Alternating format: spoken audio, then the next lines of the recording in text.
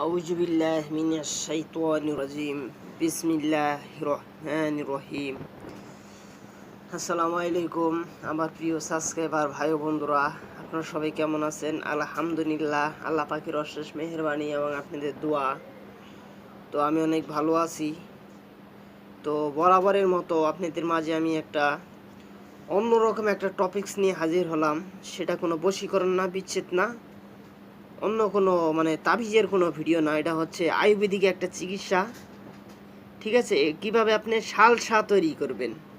অনেকে আছে না, শরীর দুর্বল, কাজ করতে পারে না, তারপরে অনেক ভালো লাগে না, মুখে রুচি নাই, শরীর দুর্বলতা।